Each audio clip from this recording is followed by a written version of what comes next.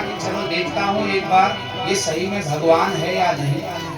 तो ब्रह्मा जी ब्रजमंडल में आए और भगवान अपनी मित्र मंडली के साथ जब बैठे थे तो गैया भी वहां चल रही थी।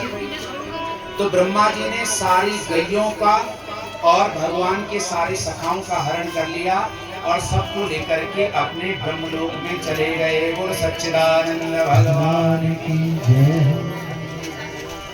भगवान ने ये दृश्य देखा तो ऊपर की तरफ दृष्टिपात किया, बोले बाबा अच्छा मैं सब समझ गया ये तुम्हारी लीला है। तो भगवान ने आज परीक्षित जितने ग्वाल बाल थे उतने ही शरीर वैसे ही धारण कर लिए, जितने गैया जितने बछड़े थे उतने शरीर धारण कर लिए। उन ग्वाल बालों के हाथ में जितनी लाठियां थी उतनी लाठियों के रूप में भगवान ही आज शरीर धारण करके आ गए। बोल सच्चिदानंद भगवान की। ब्रह्मा जी ब्रह्मलोक चले गए, भगवान घर आ गए। तो परीक्षित ये लीला पूरी 1 वर्ष चली। कितने? 1 वर्ष। बलराम जी ने एक बार देखा कि कोई भी गैया आपस में लड़ाई नहीं कर रही है और कोई भी गैया किसी भी बछड़े को अपना दूध पिला दे रही है। इस ब्रजमंडल में कोई भी गोप ग्वालों के बीच में लड़ाई नहीं हो रही है। तो इस दृश्य को देखकर के बलराम जी को थोड़ा आश्चर्य हुआ कि इतना स्नेह ब्रजवासियों में कैसा उमड़ गया। चलो ब्रजवासियों में से तो उमड़ा, लेकिन इन गैयाओं में भी वो भाव आ गया। तो बलराम जी ने जब देखा तो समझ गए कि समस्त ग्वाल बालों के अंदर, समस्त गैयाओं और बछड़ों के अंदर हमारा कान्हा ही विद्यमान है। बोल सच्चिदानंद भगवान की।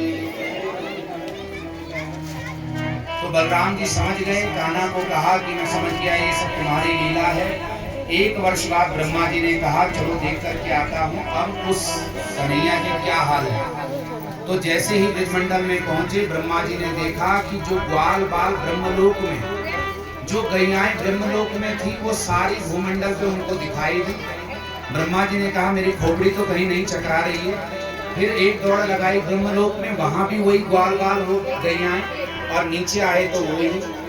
तो ये दृश्य को देख करके ब्रह्मा जी समझ गए ये कोई साधारण नहीं, सच्चिदानंद भगवान ही स्वयं ग्वाल बालों के और गैयाओं के रूप में बने हैं। बोल सच्चिदानंद भगवान की। ब्रह्मा जी ने हाथ जोड़ करके भगवान के शरणागत हुए, अपनी गलती की माफी मांगी और सुंदर स्तुति करी।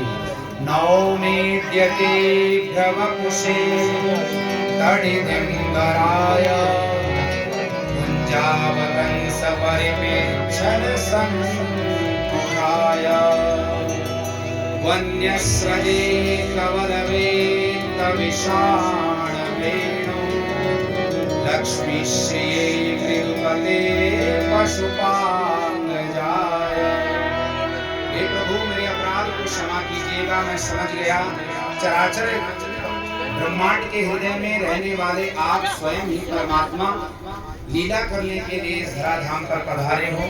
मुझसे अपराध हो गया, पशु बुद्धि हो गई, मेरी जड़ता आ गई मेरी बुद्धि में, मेरे अपराध को क्षमा कीजिएगा। हे लक्ष्मीपति मैं आपको बारंबार प्रणाम करता हूँ।